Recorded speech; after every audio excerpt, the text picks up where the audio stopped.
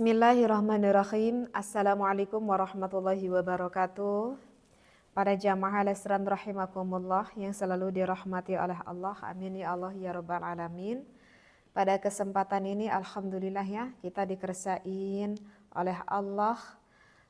Teteh pada saat ini insya Allah saat ini Teteh lagi membawa kitab Minhus Saniyah ya. Mungkin sudah beberapa Fiti dari halaman yang pertama sekarang insya Allah ke halaman ke halaman 3 ya. Bagi yang punya kitabnya monggo bisa dilihat kitabnya.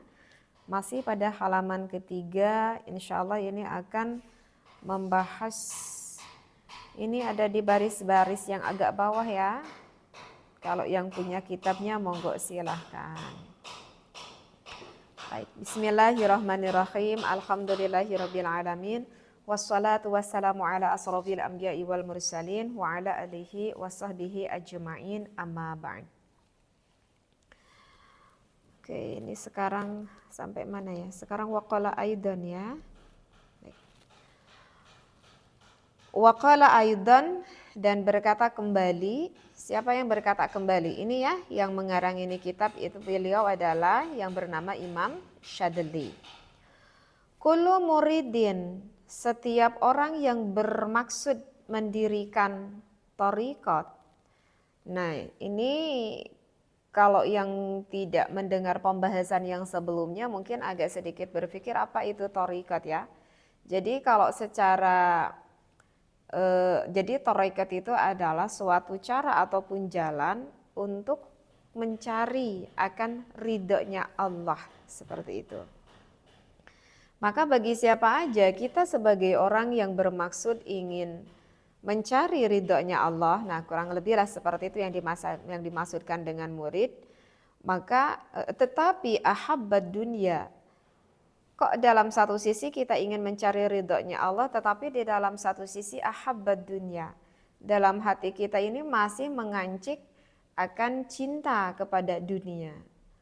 Falhaqu ta'ala, maka sesungguhnya Allah Ta'ala itu yakrahuhu, Allah itu tidak menyukai jika di dalam hati kita itu masih mengancik akan dunia tersebut. Ala hasabi mahabbatihi laha, itu sesuai kadar cintanya ini si murid terhadap dunia. Kasratun wa qillatan, apakah itu banyak ataupun sedikit. Jadi bagi setiap orang yang ingin masuk ke dalam thariqat, sebetulnya sih kalau di pembahasan fikih yang sebelumnya sudah Teteh dijelaskan ya, thariqat itu secara umumnya Imam Ghazali mengatakan itu sedikit aja ya, takutnya ini tidak mengikuti pembahasan yang sebelumnya. Kata Imam Ghazali, cara menempuh jalannya Allah itu atau ridhonya Allah itu kan bisa dengan 4 hal atau 4 cara. Ya, yang mana itu adalah hidupnya yang sudah dikersain oleh Allah. Ada sebagian orang mencari ridhonya Allah melewati ilmu, seperti itu ya, melewati ilmu. Yang kedua kata Imam Ghazali, mencari ridhanya Allah itu bisa melewati harta, seperti itu. Dan yang ketiga bisa mencari ridhanya Allah itu dengan melewati seperti aurat-aurat ataupun ibadah-ibadah yang mana lebih bersifat pribadi untuk dirinya sendiri.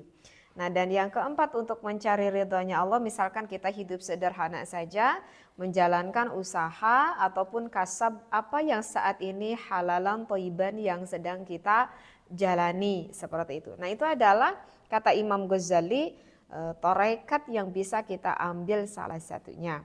Nah, cuman untuk pembahasan kali ini mungkin nanti untuk selanjutnya di pembahasan ini pada saat ini maksud Teteh ini insya Allah Teteh itu akan lebih mengkerucutkan lagi membahas thariqat yang lebih khusus.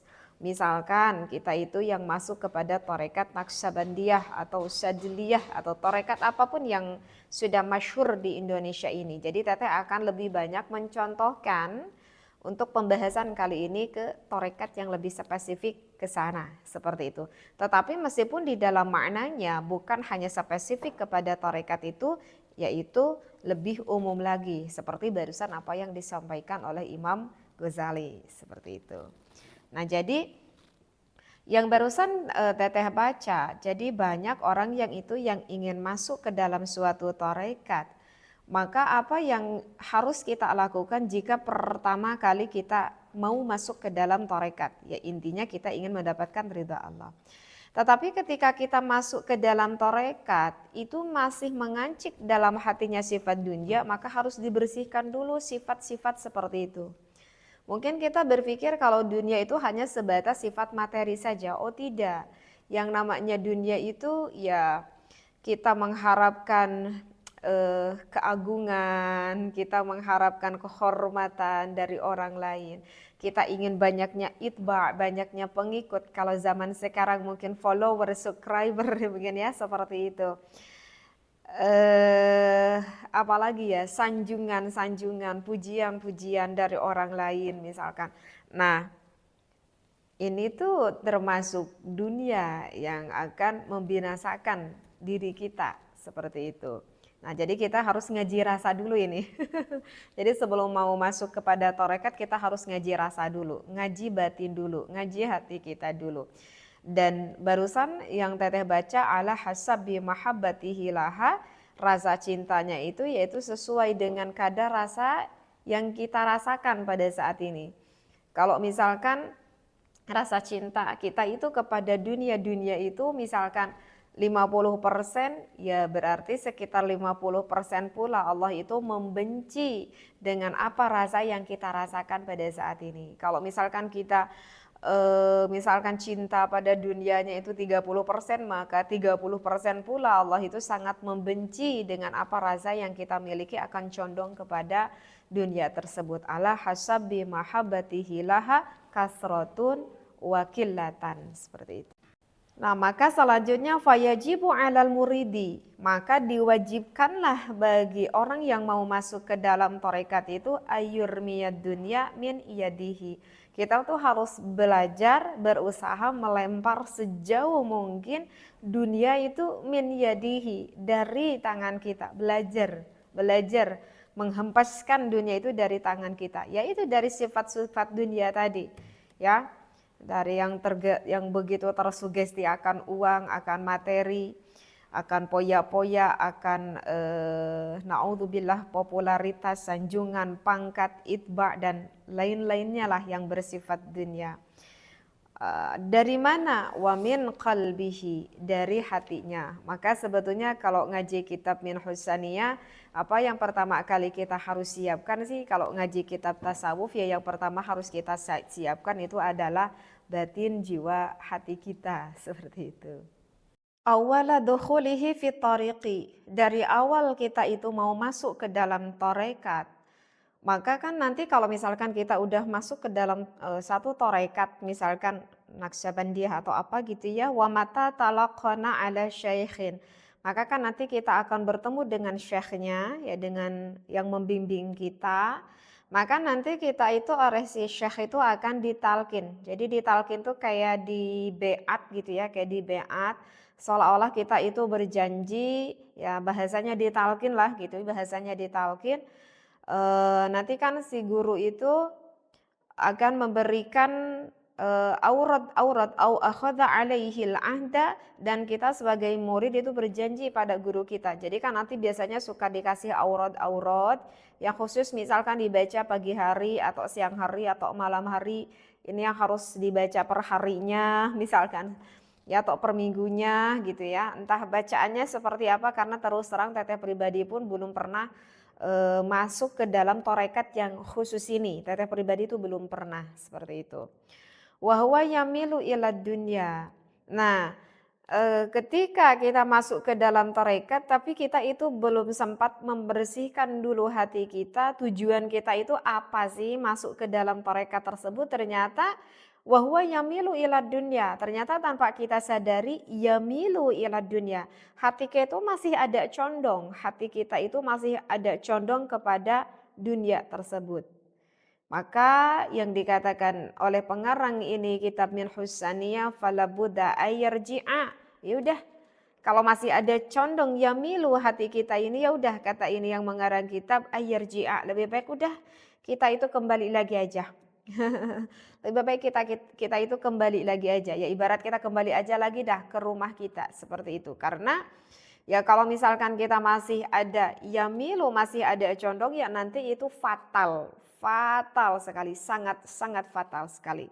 Kenapa sangat fatal? Nanti sedikit-sedikit sama Teteh diterangkan. Karena ya harusnya kan tadi tujuannya tuh cuma satu. Tujuannya tuh cuma satu. Apa tujuannya Allah? Apa tujuannya Allah? Apa tujuannya? Bisa saja ingin mendapatkan rahmat Allah, maghfirah Allah, inayah Allah, keridhaannya Allah, cintanya Allah, Allah kan ujung-ujungnya tetap Allah seperti itu.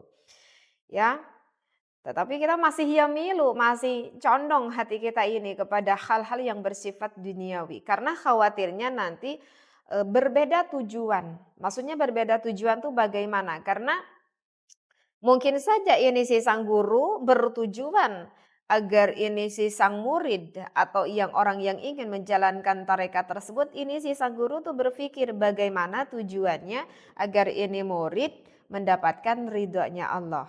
Agar semakin hatinya lebih dekat kepada Allah. Itu kan tujuannya syekh, tujuannya sang guru misalkan. Tetapi ini yang mau masuk tarekat atau kita sebagai murid ini, kita itu salah persepsi, salah pandangan, salah pemikiran gitu. Sehingga kita salah bertujuan. Bisa saja ini seorang itu misalkan ya dalam hatinya berpikir, mungkin saja itu terjadi. Ini misalkan siapa ini syekh yang pendiri tarekat tersebut. Gitu ya. Nah, misalkan kita melihat kehidupannya, aduh ini mama syekh misalkan gitu ya, kok tidak terlihat kerjanya ya, sama saya itu tidak terlihat kerjanya tapi kok banyak sekali uangnya ya. Tapi kok banyak sekali uangnya. Oh berarti kalau aku membaca wirid ini, aku masuk pada tarekat ini, ya bisa saja aku kayak seperti syekh ini. Bisa saja salah berpikir seperti itu, bisa saja ya. Oh ini kenapa ya, ini syekh ini banyak sekali ya jamaahnya, banyak sekali ya pengikutnya, wih banyak sekali nih, banyak sekali yang menyanjung, yang memuji ini syekh.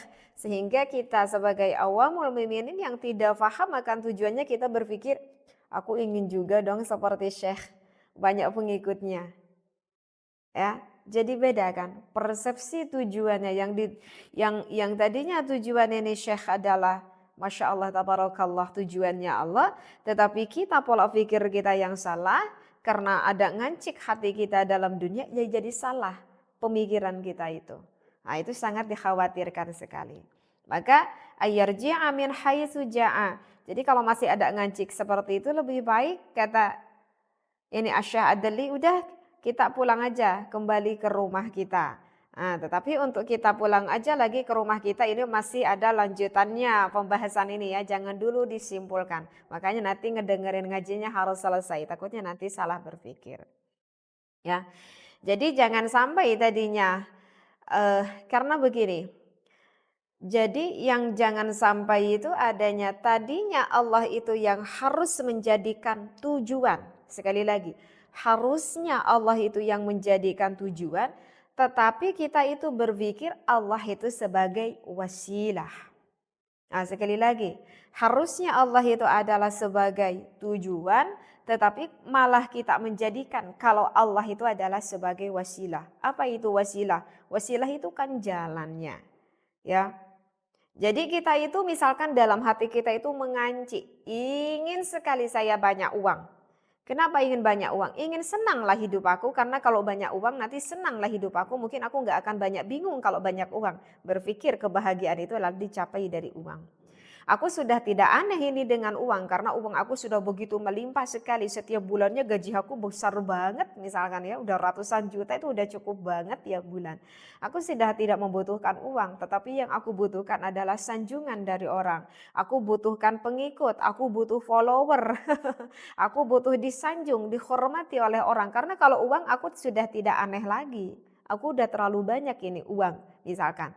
Nah, ada ngancik rasa itu di dalam hati kita, tapi kita itu melibatkan Allah.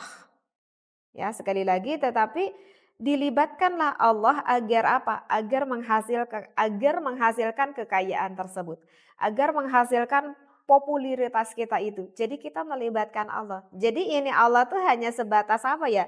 Seperti hanya sebatas batu loncatan agar memenuhi akan hawa nafsu kita.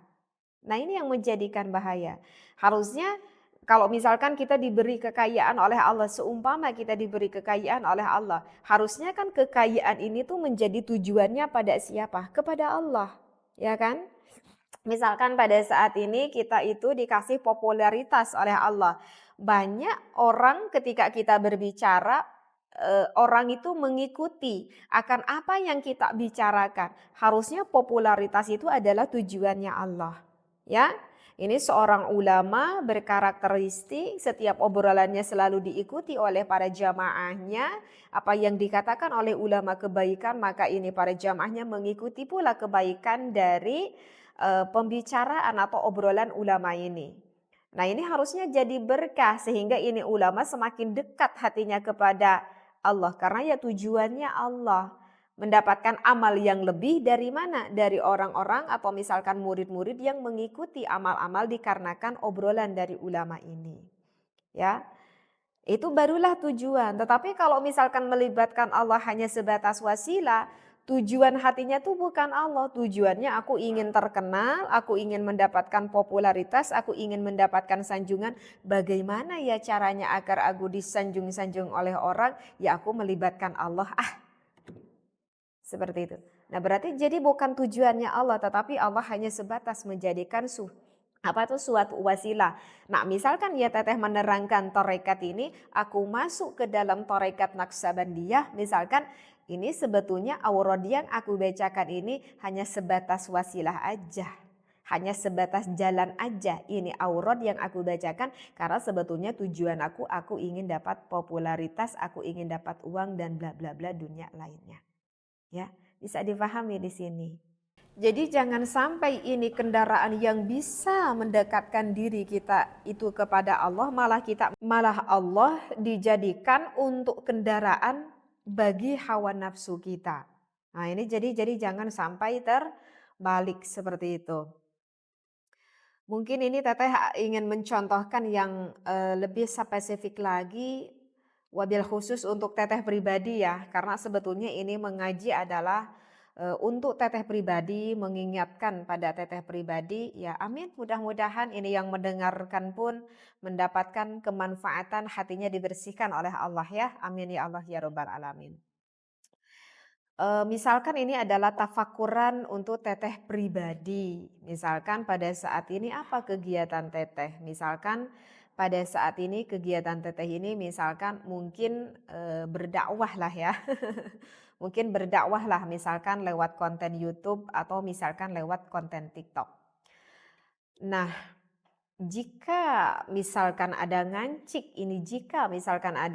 tetapi naudzubillah summa naudzubillah ya. Misalkan tujuan awalnya ngancik dalam hati Teteh ini, aku berdakwah itu sebetulnya hanya sebatas ingin mendapatkan cuan dari konten YouTube ini, naudzubillah misalkan mendapatkan dolar, atau misalkan lebih jauhnya Teteh ini ingin mendapatkan suatu popularitas misalkan lewat dakwah ini gitu ya, seperti itu. Misalkan seperti itu. Maka jika hati Teteh ini adalah semata-mata tujuannya yang bersifat duniawi, maka nanti komentar-komentar para netizen ketika di jalannya itu akan sangat mempengaruhi akan hati Teteh. Ya, misalkan.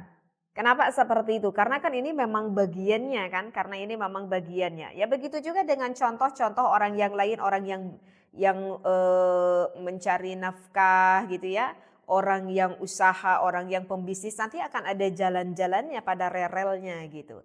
Ya kalau misalkan Teteh ini di konten YouTube, di TikTok itu kan diperbuka adanya komentar-komentar para netizen. Misalkan jika hati Teteh ini semata-mata bersifat dunia, ketika banyak orang yang berkomentar, misalkan banyak yang memuji, misalkan ketika banyak yang memuji, apa saja itu sanjungan pujian itu akan mempengaruhi akan hati Teteh dan Teteh ini nanti akan berubah menjadi bahagia. Gitu ya. Misalkan, oh teteh yang cantik lah, teteh yang pintar lah gitu ya, atau apalah itu sanjungan-sanjungan pujian tersebut, jika semata-mata akan dunia itu akan mempengaruhi hati teteh dan teteh itu akan berbahagia. Berbahagianya itu bukan dari ladang bersyukur kepada Allah, tetapi bahagia karena terbuai oleh pujian tersebut. Dan ini tanpa disadari ini menjadi sumun qatilun. Ini menjadi racun yang mematikan untuk teteh pribadi, seperti itu. Ya. Atau misalkan ketika banyak di para netizen misalkan yang mencaci teteh gitu ya, misalkan banyak yang menghina atau mencibir atau misalkan dengan tanda kutip negatif, itu tentu akan mempengaruhi hati teteh juga. Nanti hati teteh bisa saja merasa sedih, mentalnya menurun, seperti itu ya, atau apapun itu bisa terjadi. Nah itu jika ketika dari awal tidak ada tujuannya lillah, jika tidak ada tujuannya lillah. Maka ulama menyampaikan orang yang benar-benar ikhlas karena Allah itu adalah orang yang ketika dipuji dia itu tidak merasa bahagia dan ketika dihina dia hatinya tidak merasa tersakiti. Jadi kalau orang yang ikhlas itu ya hatinya lurus saja, lempeng aja gitu. Ketika ketika dipuji, enjoy aja. Ketika banyak yang menghina, enjoy aja. Aku lurus-lurus aja. Standar aja gitu hatinya. Seperti itu. Nah, itu memang apa itu untuk mendapatkan hal itu adanya dari tujuan awal. Seperti itu. Makanya di dalam kita hidup kerutinitasan kita setiap hari apapun itu yang mau kita lakukan jadi jangan mengalir sebegitunya saja harusnya. Ya karena kan hidup ini kan biasanya kita melakukan rutinitas. Ya hidup tuh kayak gitu-gitu aja gitu ya. Orang pagi hari berangkat yang ke pabrik, yang ke pasar, yang ngajar jadi guru gitu ya, yang dagang ya gitu aja. Nanti pulangnya jam segitu ya gitu lagi. Tidur jam segini, besoknya gitu lagi, besoknya gitu lagi. Ya begitu kan hidup. Hidup itu kan seperti itu setiap orang itu. Ya gitu aja gitu ya, ngangkleng muncak orang Sunda mana. Jangan sampai di dalam menjalani hidup itu tidak ada faidah sama sekali tanpa kita sadari berjalan berguyur begitu saja. Makanya penting setiap kita mau melakukan suatu tindakan apapun itu siapkan dulu hati, siapkan dulu pikiran agar kitanya waras karena kalau tidak waras itu tidak ada keikhlasan dalam hati dan ingin adanya kewarasan itu tentu harus diawali dulu dengan ilmu ya yang sesuai dengan syariat agamanya. Maka ya ketika pertama kali terjun dakwah di YouTube atau di TikTok harusnya teteh ini berpikir dulu sejenak. Ini tujuannya apa ya Allah? Aku mau dakwah lewat konten YouTube ini tujuannya apa? Apa semata-mata uang? Apa semata-mata popularitas? Apa semata-mata apa? Tafakur dulu, berpikir dulu. Seperti itu. Meskipun itu hal-hal yang sepele, contoh misalkan ibu yang mau mencuci seperti itu ya, itu kan rutinitas kita mencuci pakaian seorang ibu tuh setiap hari. Tapi terkadang kondisi hati itu tidak sama setiap harinya. Pada saat ini aku mau mencuci itu mendenghal banget hati aku ini ya Allah gitu ya. Karena barusan terjadi hal yang sangat tidak menyenangkan sekali. Agar jangan sampai mencucinya sia-sia begitu saja, maka harusnya kita tenangkan dulu wahai ibu hatimu tenangkan dulu. Sesudah itu kita berpikir, ini tujuannya apa ini aku mencuci ini? Nah, itu hal-hal yang sepele, maka kalau misalkan setiap apapun yang kita mau lakukan dipikir dulu, rasa dulu dalam hati, tujuannya libatkan dulu Allah, itu akan lebih memperkuat ketika nanti kita menjalaninya. Daripada kita tidak punya tujuan awalnya. Makanya penting di dalam ibadah itu adalah niatnya. Kalau tidak ada niat maka tidak syah ibadahnya. Itu kan berarti niat itu sangat penting sekali. Meskipun ketika kita dari awal niatnya sudah baik, di dalam perjalanannya tentu akan Allah kasih dengan ujiannya. Ya, ini awalnya misalkan teteh niatnya sudah baik nih, misalkan lillah, amin, amin. Nah, ketika di tengah perjalanan iman teteh ini lagi turun. Iman teteh ini lagi turun. Ada orang ini yang memuji, hello teteh cantik, hello teteh pintar, misalkan. Ini teteh ketika keimanannya rendah ini langsung bahagia nih teteh. Ada yang bilang teteh pintar nih, gitu ya. Tetapi setidaknya ada yang menguatkan tujuan dari awal. Ingat kembali flashback, astagfirullah ya Allah. Ingat wahai Iim, ini tujuanmu pertama itu Allah, Allah, Allah, Allah. Maka ini tujuan awal yang menguatkan kita sehingga teteh ini astagfirullahaladzim ya Allah. Alhamdulillah ya Allah. Seperti itu. Nah begitu juga di dalam rumah tangga maka harus diperingatkan tujuan awal sebagaimanapun kita susah di dalam mengarungi rumah tangga, ingat tujuan awal. Insya Allah nanti semuanya lancar seperti itu. Ini sengaja teteh contohkan kepada teteh pribadi agar menjadi bahan tafakur untuk teteh pribadi. Baik lanjut lagi ya. Fa inna aqala asasin, maka yang paling dasar di dalam asasnya itu, nah ini yang disampaikan, yang paling dasar di dalam asasnya itu adalah az-zuhdu fid dunya. Zuhud di dalam dunia. Kan disampaikan kalau kita mau masuk ke dalam suatu tarekat maka kita harus menjauhkan dulu niat dalam hati kita ini sifat dunia yang ada di dalam hati kita. Nah, bagaimana untuk menjauhkan sifat hati di dalam dunia itu bagaimana caranya? Yaitu kita harus berzuhud. Ya. Tahu gak apa artinya zuhud?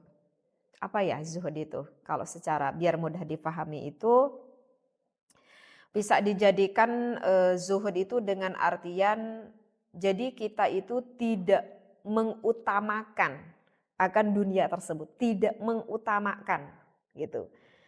Ya, bukan berarti ya karena kan kita hidup sekarang ini kan di dunia kan, bukan berarti kita itu tidak butuh materi kan. Ya namanya kita wong hidup di dunia ya pasti kita butuh itu karena kita hidupnya juga kan di dunia. Misalkan nih contoh ya, setiap hari kan kita butuh uang ya kan. Nah, kita mau makan butuh apa? Butuh uang untuk membeli makanan tersebut. Kita mau menutupi aurat, butuh uang, butuh uang tersebut. Bahkan kita mau mencari ilmu pun ya kita sama kan, kita butuh uang. Sekarang kalian lagi mendengarkan teteh ini, ada kajian ilmu ini di dalamnya. Ya kita tidak akan bisa mendengarkan kajian teteh ini kalau misalkan kita gak punya pulsa kan. Dan pulsa itu harus dibeli kan, pakai uang kan. Berarti kita butuhkan uang tersebut dan itu sebagian dari dunia. Tetapi memang kita butuh kepada hal itu, tetapi kita di dalam hati kita hal itu tidak menjadi suatu keutamaan. Ya, ini kira-kira paham gak ya?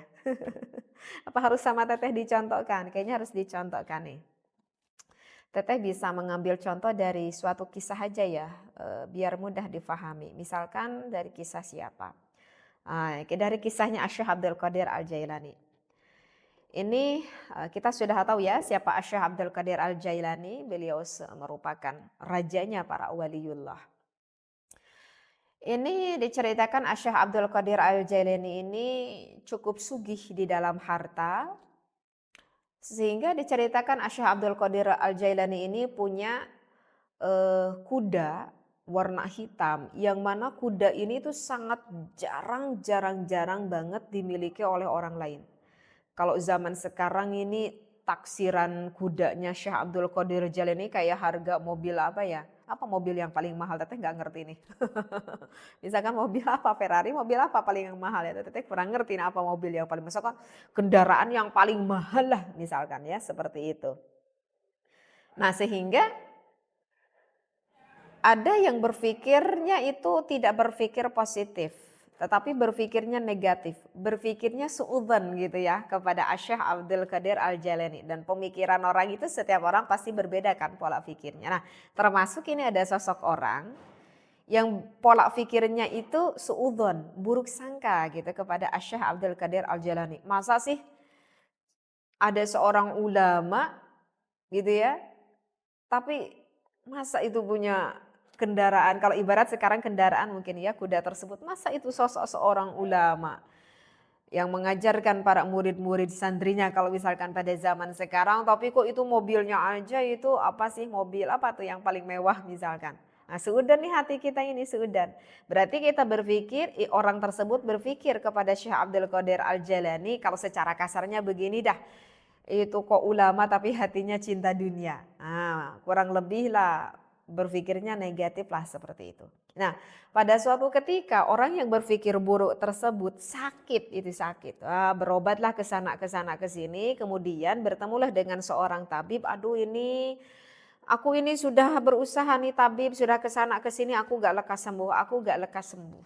Kata itu tabib, yang bisa menyembuhkan kamu itu ikhtiarnya itu cuma satu caranya, insya Allah nanti kamu sembuh. Apa itu tabib? Kamu itu harus makan ati dari hewan kuda. Tetapi tidak sembarang kuda, tanda-tanda kudanya itu harus begini, begini, begini, ternyata itu tandanya ada di kudanya Asy-Syaikh Abdul Qadir Al-Jailani. Seperti ini udah berburuk sangka nih kepada Asy-Syaikh Abdul Qadir Al-Jailani. Mengutarakanlah, membicarakan kata tabib, insya Allah aku bisa sembuh. Apa yang dikatakan oleh Syekh Abdul Qadir Al-Jailani? Ya silahkan itu kuda ambil aja. Dengan santainya itu Asy-Syaikh Abdul Qadir Al-Jailani, padahal itu orang sudah berpikir buruk pada aku. Apakah sakit hatinya Asy-Syaikh Abdul Qadir Al-Jailani ketika itu berpikir buruk pada aku? Oh enggak ada rasa sakit sama sekali. Bahkan bukan hanya rasa sakit, dia itu meminta sesuatu hal yang bisa dikatakan, ya coba kalau pada zaman sekarang. Misalkan ada orang yang sakit, itu orang yang udah tahu nih itu orang itu sangat membenci kita gitu ya. Berburuk sangka pada kita. Intinya kita tahu lah sama orang itu gak terlalu seneng gitu sama kita. Dia itu sakit, minta bantuan sama kita. Ternyata biaya operasinya itu harus menghabiskan biaya mobil yang paling mahal yang kita miliki. Apakah kita mau rela menghempaskan harta itu, mobil yang kita miliki itu? Astagfirullah, ini jadi bahan tafakur ya untuk kita. Tetapi ini Asy-Syaikh Abdul Qadir Al-Jailani dengan entengnya, dengan santainya, bawa aja itu kuda. Itu kuda tidak berarti buat aku. Nah, sehingga itu hikmahnya apa? Ternyata sehingga akhirnya orang tersebut berpikir, oh ternyata menurut Asy-Syaikh Abdul Qadir Al-Jailani itu harta yang menurut aku begitu, waduh begitu mahalnya. Ternyata menurut Syekh Abdul Qadir Al-Jailani itu harta ibarat seperti pasir aja yang ada di dalam genggaman tangan. Jadi Syekh Abdul Qadir Al-Jailani itu sama aja dalam hatinya ketika ada emas di dalam karung dan dengan pasir hanya segempal tangan. Menurut Syekh Abdul Qadir Al-Jailani harganya sama-sama saja. Tidak ada keutamaan di harta tersebut. Makanya ketika diambil harta itu ya santai aja hatinya. Berarti ini kan ngaji rasa ya. Ngaji rasa hati kita pribadi. Nah, ibaratlah zuhud lah kurang lebih lah seperti itu. Jadi tidak menganggap harta itu adalah sebagai atau dunia itu sebagai suatu keutamaannya. Wa madama fi qalbil abdi syahwatun min syahwati dunya. Maka selagi ada di dalam hati kita rasa syahwat kita kepada dunia, au ladzatun min ladzatiha, atau misalkan kenikmatan dari nikmat-nikmatnya dunia, apa saja nikmatnya dunia? Min ma'kulin, dari makanan yang kita makan. Hawa nafsu yang ingin makan enak tanpa berpikir itu dapat membahayakan perut kita, tubuh kita. Au malbusin, dari pakaian-pakaian, au mankuhin, ataupun misalkan dari pertikahan pengennya nikah terus yang dihawa nafsunya, au wilayatin, atau kita mengharapkan suatu kekuasaan, au riyasatin, atau pemimpin, au tadqiqin fi fannin min fununil ilmi, atau memperdalam satu cabang di dalam fan-fannya ilmu, seperti itu. Ya, jadi kalau misalkan masih ada nganci di dalam hati kita seperti ini, cinta kepada dunia, ya harus mulai bebenah mungkin dari sekarang. Nah, ini Teteh ada contoh lagi ya. Ini Teteh banyak kasih contoh tidak apa-apa ya, biar menjadi bahan renungan atau tafakur nih buat kita. Ini ada satu contoh lagi. Ini ya zaman-zaman sekarang ini. Jadi diceritakan itu ada apa ya, sosok apa ya, bisa ajengan lah gitu ya. Kita bilang ajengan lah gitu. Nah, itu cukup paham sekali akan ilmu fikih gitu. Seperti itu. Nah, eh, dia itu punya apa ya, punya sedikit permasalahan. Ini ajengan ini punya sedikit permasalahan di dalam pembagian waris dengan saudara-saudaranya ya. Tak perlu diceritakan bagaimana ya kronologisnya. Yang penting ketika mau membagikan warisan tersebut ada sedikit permasalahan lah intinya dengan keluarganya. Sehingga ini merasa si ajengan ini, aku merasa sedikit tidak teradili karena ini harusnya pembagian warisan itu harusnya seperti ini, seperti ini, seperti ini. Tetapi ketika rempuk dengan keluarga itu kok jadi beda ceritanya. Nah, karena dia merasa kalau dia adalah sebagai seorang ajengan, dia itu faham ilmunya. Nah, maka ajengan ini ceritanya membuka beberapa referensi kitab gitu ya. Dilihat dari segi fikihnya tentang bab waris dan oh ternyata benar kok apa yang aku ajukan itu ternyata benar sesuai dengan apa ada di dalam kitabnya seperti itu.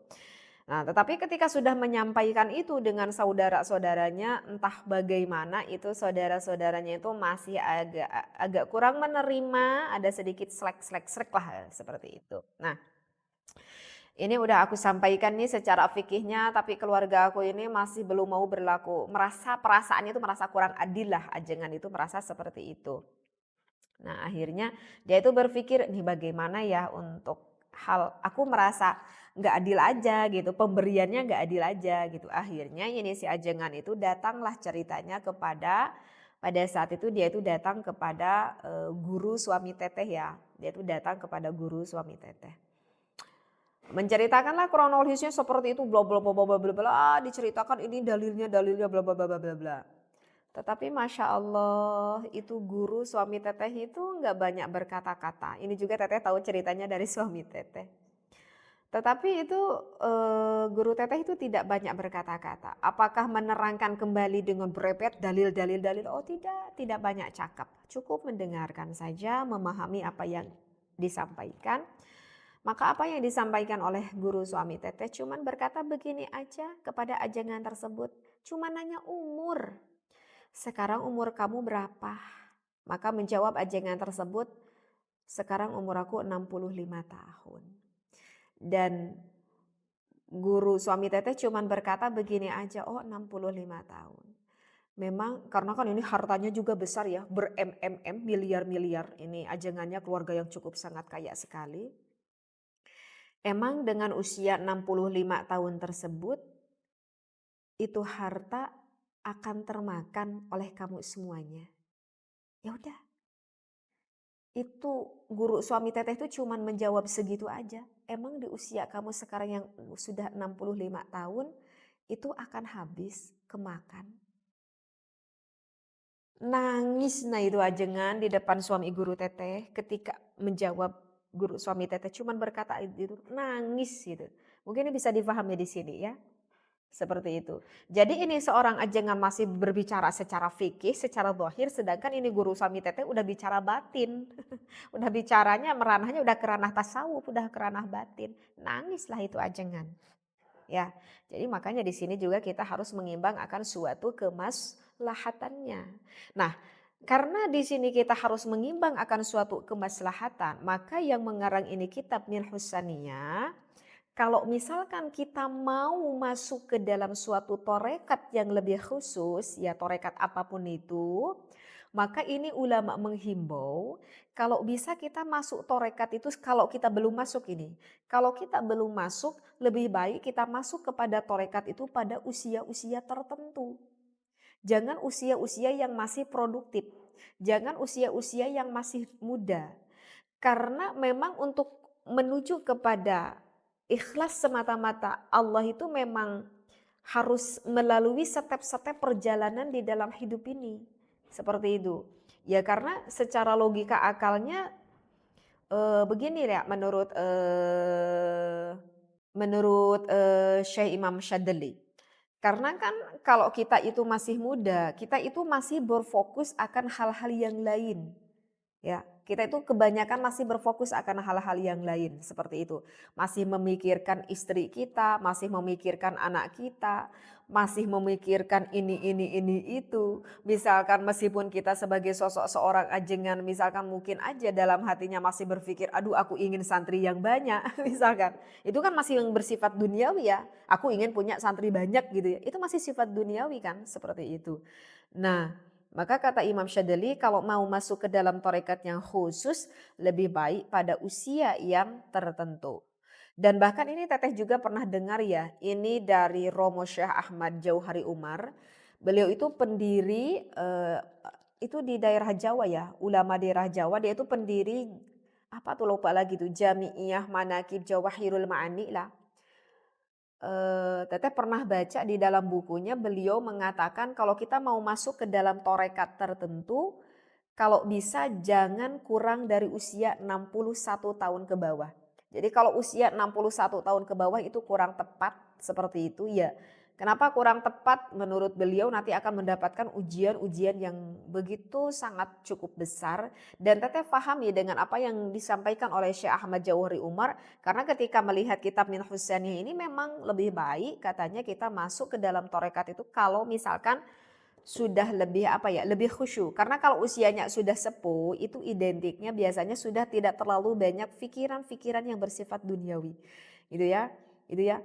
Makan yang sudah tidak biasanya yang sudah tidak terlalu enak, fisik yang sudah sedikit melemah, anak semuanya sudah pada nikah, cucu-cucu sudah ada tanggung jawabnya ibunya masing-masing gitu ya.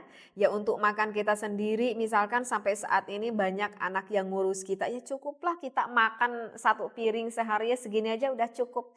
Kita menggunakan pakaian sudah tidak terlalu banyak keinginan misalkan dalam hatinya. Nah itu usia itu kan lebih tepat, jadi akan lebih memudahkan fokus kita lebih mendekatkan takarub kita ini kepada Allah seperti itu. Ya, jadi ini yang disampaikan oleh Imam Asyadzali memang kalau mau masuk torekat itu bagusnya ada usia-usia tertentu seperti itu karena nah, untuk kita nih bagaimana yang misalkan para jamaah sekarang yang mendengarkan teteh aduh gimana teh aku sudah terlanjur masuk ke dalam torekat apa misalkan apakah aku harus kembali lagi atau aku harus keluar dari torekat tersebut karena tadi teteh mengatakan di dalam kitabnya ayyarji'a min haitsu ja'a ya. Bahkan tadi teteh mengatakan di dalam ini referensi kitab kalau niat hatinya belum ada Allah masih menganci mail dalam dunia di dalam ini kitab ayarji'a min haitsu ja'a ya kita kembali lagi dah misalkan kita kembali lagi dah pulang ke rumah kita. Oh kalau begitu kita harus keluar ya dari tarekat tersebut. Oh enggak gitu juga. Kalau misalkan kita sudah terlanjur masuk ke dalam tarekat tersebut. Jadi yang tepatnya itu bukannya kita berhenti atau keluar dari torekat tersebut, tetapi apa? Kita itu berhenti eh, membaca wiridan atau aurad tersebut itu berhenti dikarenakan dunia. Tetapi mulai dari sekarang kita harus mulai melatih aku membaca wirid, aku membaca aurad ini, aku masuk ke dalam tarekat ini. Tetapi apa? Oh berarti aku harus betulkan dulu hati aku.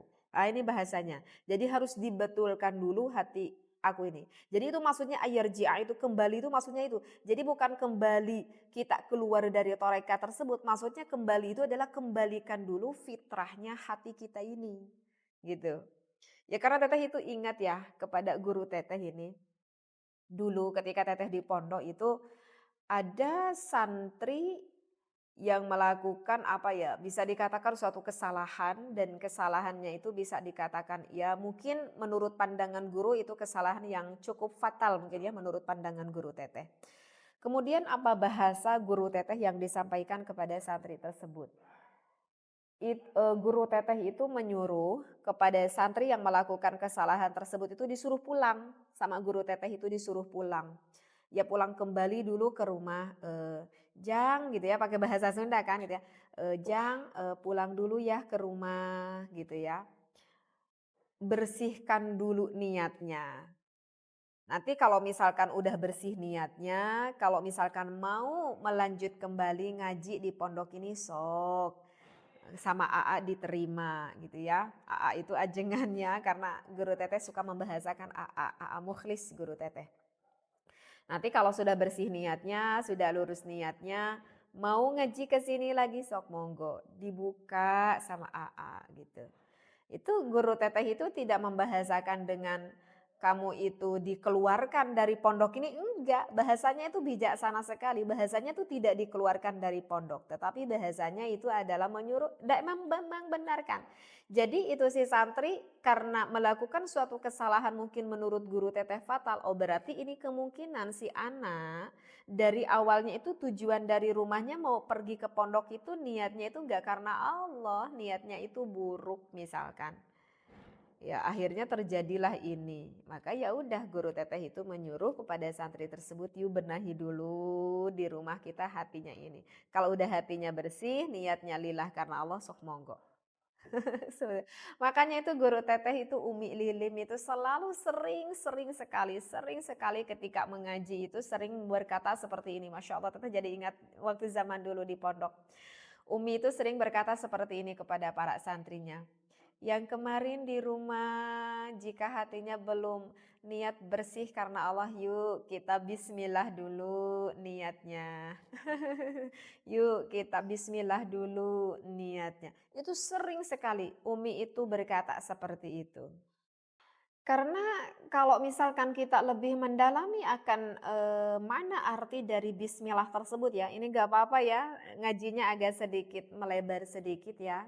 Karena keingatan akan bismillah tersebut. Karena kalau menurut santri, kalau kita berbicara dari ilmu nahwu shorof ya, misalkan ya di dalam kitab Alfiyah, bahwa maknanya bismillah itu kan sebetulnya banyak ya. Makna bismillah itu sebetulnya banyak. Yang pertama bisa dikatakan bismillah itu dengan maknanya isti'anah ya. Atau bisa diartikan dengan makna apa ya, ta'wid. Jadi kalau ta'wid itu seperti pengganti. Bisa dimaknakan ilsaf. Ilsaf itu bersentuhan. Atau bisa dimaknakan dengan ma'a. Ma'a itu jadi bersama. Atau bahasa Indonesianya apa ya? Bersama ma'a itu sarta kan kalau Sundanya, kalau Indonesia itu kayak menyertai lah seperti itu. Atau bisa dimaknai min. Min itu dimulai. Bisa dimaknai makna jauh, makna sabab, karena gitu ya. Nah, ya udah, tidak perlu membahasakan itunya. Takutnya nanti pusing ini para pendengar. Misalkan ini teteh ambil contoh aja. Kalau kita bahasa Indonesia itu kan suka memaknai bismillah itu dengan apa? Dengan menyebut nama Allah, begitu kan? Yang maha pengasih dan maha penyayang. Jadi dengan kan, bermakna mbaknya itu dengan. Seperti itu. Kalau dengan itu misalkan contoh seperti ini. Jadi kan itu bisa menunjukkan dengan itu kepada suatu alat ya. Misalkan saya menulis dengan pensil, gitu kan? Saya menulis dengan pensil, seperti itu. Nah, kalau misalkan kita itu memaknai alat sebagai alat ya, yang barusan ini Teteh sampaikan, maka kita bisa saja berpikir kalau Allah itu adalah sebagai alat untuk menghasilkan tujuan hawa nafsu kita. Maka ini nanti bisa jadi masalah. Kalau misalkan Allah ini kita hanya sebatas menjadikan alatnya, ya kan? Apa kan tadi contohnya saya menulis dengan pensil. Tujuannya kan apa ini? Menuliskan, menggunakan apa? Menggunakan pensil. Tetapi bertujuannya bukan pensil kan? Tujuannya nuliskan. Tetapi pakai alat apa ini? Pensil. Ya sama aja. Misalkan kita itu ingin melajur hawa nafsu kita, ingin dunia. Tetapi kita menganggap ini Allah adalah hanya sebatas apa? Bukan tujuannya. Ya seperti yang tadi Teteh sampaikan dari awal, hanya sebatas wasilahnya. Seperti itu. Atau misalkan kita memaknai baknya bismillah itu misalkan kita memaknai dengan isti'anah. Nah dengan isti'anah juga ini kurang tepat. Karena kalau isti'anah itu seperti kita itu meminta tolong kepada Allah misalkan apa ya, rizki gitu ya. Kita tuh minta tolong pada Allah untuk menghasilkan rizki. Jadi Allah ini dibantu hanya sebagai untuk tujuan kita ya agar Allah ini menjadi ya seperti yang barusan yang Teteh terangkan. Kita mengharap Allah ini hanya sebatas wasilah aja. Ya, untuk sesuatu apa yang ingin kita dapatkan ya ini Allah hanya sebatas wasilah aja. Kita cuma minta tolong aja gitu. Kalau misalkan kita sudah mendapatkan apa yang kita harapkan, ya udah, kita itu tidak mengharap lagi pada Allah. Ya. Seperti misalkan aduh aku ini lagi menginginkan sesuatu gitu. Aku terus berdoa kepada Allah, aku bertahajud kepada Allah, melakukan ibadah tuh banyak karena aku karena banyak sekali keinginan. Tetapi ketika keinginannya itu sudah terwujud, ini si orang gak ibadah lagi. Gak berdoa lagi sama Allah, gak tahajud lagi, gak ibadah-ibadah yang lainnya lagi. Ya wong, aku melakukan ibadah karena aku punya keinginan. Ketika udah sesuai keinginan yang aku dapatkan, ya udah aku berhenti lagi. Nah, ini bisa aja dengan memaknai dengan isti'anah. Nah, kalau begitu yang paling tepat ya, yang paling tepat itu bagaimana? Memaknai bismillah tersebut, baknya bismillah tersebut, ini lebih tepat dengan bermakna ma'a. Jadi kalau ma'a itu beserta apa ya bahasa Indonesia ya, menyertai, bersama gitu ya kalau bahasa Indonesia.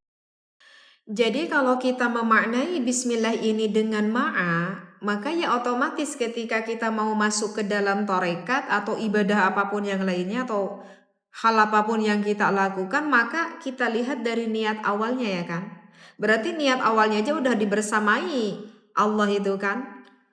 Karena kan di dalam fikih juga dengan apa yang disampaikan oleh Imam Asy-Syafi'i, kita itu tidak akan syah melakukan suatu amal ibadah jika tidak ada ikhlas niat karena Allah. Berarti niat awalnya kan yang harus kita perhitungkan. Yang harus kita pikirkan tuh dari awal tuh niatnya tuh karena apa. Nah, ketika kita sudah niatnya karena Allah, akhirnya kita masuk ke dalam suatu tarekat atau ibadah apapun itu yang kita lakukan, yaitu nanti pasti akan diuji lagi oleh Allah, digoda, diuji oleh Allah sejauh mana tingkat keimanan kita. Nah, jika kita ingat akan makna dari ma'a ini, bersama atau menyertai ini, ya nanti kita menjalankan ibadahnya pun ya diusahakan ma'a. Allah itu selalu menyertai kita. Amin amin sampai kita akhir yang kita harapkan ya, sampai akhir ya Allah menyertai kita. Nah, jadi lebih tepat mungkin memaknai dengan bismillah ini dengan makna ma'a. Jadi dibersamai atau ya apa tuh kalau bahasa Sunda nama apa teh sarta itu namun itu namanya orang Sunda mah ngalogatna teh para santri itu seperti itu. Ya, dan jangan sampai kita memaknai dengan makna ta'widz, karena kalau ta'widz itu kan pengganti ya, jadi kita menggantikan. Na'udzubillahi min dzalik. Baik. Ini sedikit lagi, wa kana Abu Abdillah Al-Maghribi rahimahullahu taala yaqulu, berkata, al-faqirul mujarradu anid dunya. Jika orang yang lepas di dalam hatinya dari hal-hal dunia, sekali lagi, orang yang lepas hatinya dari hal-hal sifat duniawi, wa illam ya'mal syai'an, meskipun ini si orang itu tidak melakukan satu perkara min a'malil fadaili, dari fadailul amal. Maksudnya fadailul amal itu adalah ibadah-ibadah yang sifatnya sunnah ya. Gitu. Jadi menurut Abu Abdillah lebih baik ini orang sebetulnya ibadahnya sedikit. Maksudnya ibadahnya sedikit itu padahal dia ini orang itu hanya melakukan ibadah yang fardu aja gitu dalam hidupnya. Hanya sholat yang 5 waktu aja yang sifatnya fardu, hanya puasa bulan Ramadan aja yang wajib. Jadi dia itu ibadahnya itu gak banyak, hanya ibadah fardu-fardu saja.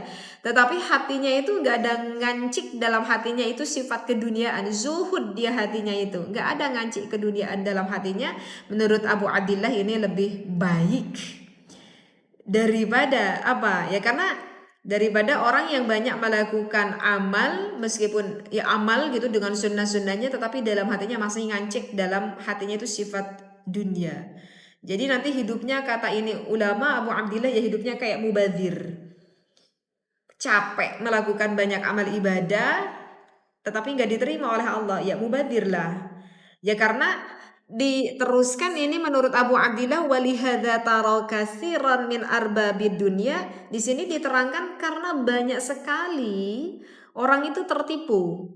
Tertipu bagaimana ya, banyak orang itu melakukan amal-amal ya sumuna katsiran, mulai dari puasanya banyak, puasa Senin Kemis, puasa Rajab sampai sebulan, misalkan puasa-puasa sunnah lainnya. Wa yusalluna katsiran, banyak melakukan sholat-sholat sunnahnya dari tahajud, dari duha, dari taubat, hajat, witir, tasbih, banyaklah sholat yang dilakukan. Wa yuhijjuna katsiran, kebetulan ini orang kaya nih ya, karena wa yuhijjuna katsiran, bolak-balik melakukan ibadah haji umroh sampai tiap tahun, tetapi setelah pulang dari umroh misalkan mentalnya semakin buruk, pikirannya semakin tidak waras, hatinya semakin banyak buruk-buruk sangka, semakin kotor hatinya. Nah, ini bahan tafakur untuk kita. bahan tafakur untuk kita. Walaisa lahum nuraz zuhadi, tetapi di dalam hatinya itu tidak ada ngancik sifat zuhud dalam hatinya, maka wala halawatal ibadi. Allah, ini tafakur untuk teteh pribadi. Sebetulnya wala halawatal ibadi, maka ketika ibadahnya itu tidak akan merasakan bagaimana nikmatnya manis ketika melakukan ibadah tersebut. Nggak ada rasa manis dalam ibadahnya. Ya, karena niatnya yang salah. Seperti itu ya. Ini yang terakhir dari yang teteh baca, dan teteh ini ingat dengan apa ya, teteh ingat pada suatu kitab yang disampaikan di dalam kitab Burdah itu, mengatakan dalam Burdah itu kita itu harus hati-hati di dalam masalah kenyang dan di dalam masalah lapar. Apa nih teh maksudnya kita harus hati-hati dalam masalah kenyang, dalam masalah lapar? Ya karena banyak perkara yang enak itu lebih membahagiakan daripada racun. Maksudnya gimana nih teh, agak kurang paham nih. Ya, jadi kita itu harusnya menjadi orang yang tidak mudah tertipu oleh oleh tertipu daya oleh setan gitu. Sebetulnya kalau setan itu kalau menggoda awamul mukminin itu sebetulnya tidak sulit untuk setan. Kalau menggoda awamul mukminin. Ya misalkan contoh beginilah. Misalkan di depan kita itu ada orang gila ya, maaf ya dengan bahasa ini. Misalkan di depan kita ini ada orang gila. Ya namanya juga orang gila ya. Nah, misalkan kita mau meracuni orang tersebut itu mudah. Itu misalkan kita kasih aja itu minuman, ya, padahal ini adalah racun, baygon misalkan. Kita masukkan ke dalam gelas itu kasih sama orang gila itu nggak susah, akan diminum sama orang gila tersebut. Ya wong namanya orang gila. Seperti itu. Tetapi kan itu setan tidak akan berhenti menipu kita itu sampai segitu aja. Tipu daya muslihat setan itu. Nah, kalau misalkan menghadapi orang yang awamul mukminin, kata setan itu tidak sulit. Tetapi kalau menghadapi orang pintar itu ada trik dan caranya yang tertentu lagi. Ya, misalkan ini setan melihat ada di depan kita ini adalah ini sosok ahlul ibadah yang ibadahnya banyak. Ini sosok ahlu ilmi yang ilmunya juga banyak. Ya nanti tipu dayanya beda lagi. Maka tidak mungkin aku memberikan ini racun di depan orang tersebut. Dia kan mudah mengetahui wong ini racun. Maka bagaimana tipu daya setan? Bagaimana aku caranya? Ya aku masukkan ini racun misalkan kepada sesuatu perkara yang manis. Misalkan kepada buah lah. Ya, banyak kita pada mengetahui kalau buah itu banyak nutrisinya, baik untuk kesehatannya. Kita nggak tahu di dalam buah tersebut sudah dimasuki racun. Ya, kita makan buah tersebut, ya matilah kita, kan ada racun di dalamnya. Seperti itu. Ya seperti itu, seperti kita masuk ke dalam suatu torekot, ya torekatnya itu baik, ya buahnya itu baik, ya torekatnya itu baik, wiridannya itu baik, tidak buruk, tidak. Karena itu kan bertujuannya agar kita semakin dekat kepada Allah. Yang buruknya itu apa? Yang buruknya ketika kita membaca aurat tersebut, membaca wiridan tersebut, niatnya itu aku membaca aurat karena aku pengen jualannya laku, karena aku ingin usahaku lancar, karena aku ingin dapat jodoh, karena aku ingin naik jabatan, karena aku ingin terpilih jadi pejabat misalkan, atau karena aku ingin mendapatkan popularitas, sanjungan-sanjungan dari orang, karena aku ingin banyak pengikut, dan itu semuanya adalah yang sifatnya racun. Meskipun dibungkus di dalam buah dengan kemasan aurat wiridan yang baik. Dan menurut ulama hal ini itu lebih membahayakan. Kenapa lebih membahayakan? Karena orang ini berpikir jadi targetnya itu ke fisik, bukan targetnya ke hati. Ya maksudnya targetnya ke fisik kita itu kalau aku melakukan banyak sholat ini nanti aku dapat pahala seperti ini. Kalau aku banyak puasa nanti pahalanya seperti ini. Yang dia fokuskan itu adalah fadilahnya tanpa berpikir Allahnya. Tapi yang ia pikir itu kalau aku banyak puasa sunnah, kalau aku banyak tahajud, nanti akan mendapatkan pahala ini bla bla bla bla bla bla bla. Tanpa dia di flashback dulu dalam hatinya, kamu melakukan ini Allah bukan. Kan ini yang membuat bahaya, sehingga dia berpikir kalau dia itu adalah sosok orang yang baik. Ini yang menipu kita. Apa ya dosa aku ya? Aku ini tahajud tiap hari, aku ini puasa Senin Kemis ini. Aku setiap hari baca Quran, perasaan aku melakukan baik terus, baik terus, ibadah terus, merasa menganggap dirinya baik sehingga hal itu tidak tertaubati oleh dirinya. Nah, ini yang lebih membahayakan. Ya. Ini yang lebih membahayakan. Jadi akhirnya orang ini tidak bertaubat karena merasa sudah terlalu banyak melakukan amal-amal ibadah. Tidak dibarengi dengan ilmunya, ibadahnya sambil dia berkoar-koar pada orang lain. Aku udah alhamdulillah nih, aku tahajud malam ini bisa 8 rakaat sambil status. Misalkan ya, dan niat hatinya ingin disanjung dipuji oleh orang lain. Nah, ini yang lebih membahayakan. Jadi sekali lagi yang membahayakan itu bukan duhanya, bukan tahajudnya, bukan wiridannya, bukan puasanya. Yang membahayakan itu adalah hati kitanya yang masih mengancik mailul qalbi kita kepada dunia. Tidak jauh-jauh dari sifat kezuhudan.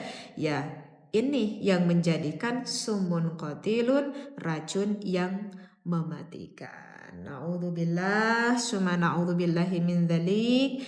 Memang hal ini butuh pembelajaran, tidak perlu berkata susah karena kalau kita berkata susah nantinya takutnya susah ketika kita menjalani hidup, perubahan di dalam hidup ini. Jadi ya kita jalani hidup ini sesuai dengan kadar ilmu apa yang kita dapat, kita terapkan ilmu yang kita dapat, sedikit-sedikit kita terapkan. Insya Allah mudah-mudahan kita menjadi sosok pribadi yang lebih baik, mental yang lebih kuat, hati yang lebih bersih, pikiran yang lebih waras karena ada Allah yang selalu membersamai kita ya. Amin ya Allah ya Rabbal Alamin. Dan kita selalu mengharap pada Allah, mudah-mudahan hati kita selalu dibersihkan oleh Allah ya. Karena ketika kita menerima ilmu pun ya itu tergantung kondisi hati kita. Tidak setiap orang yang mendengar itu penerimaannya sama, tidak sama, tergantung hati kita. Karena di dalam kita talim, ilmu itu ibarat cermin ya, karena kan sifatnya cahaya, nur, ibarat cermin. Kalau kita melihat cermin, apakah akan ada timbul bayangan kita? Tergantung cerminnya. Kalau cerminnya sama kita dicat warna hitam, ya mungkin sulit akan ada bayangan di depan cermin tersebut. Tapi kalau cermin itu sedikit-sedikit kita bersihkan, sedikit-sedikit kita bersihkan, sedikit-sedikit ada tampak bayangan, semakin bersih semakin besar bayangan itu ya. Semakin bersih lagi semakin besar bayangan itu. Amin ya Allah ya Rabbal Alamin. Mudah-mudahan ilmu ini hakikatnya datangnya dari Allah. Mudah-mudahan bukan keluar dari hawa nafsu. Mudah-mudahan Allah selalu sekali lagi apa itu? Menyertai kita. Wallahu muwafiq ila aqwami thoriq. Wassalamualaikum warahmatullahi wabarakatuh.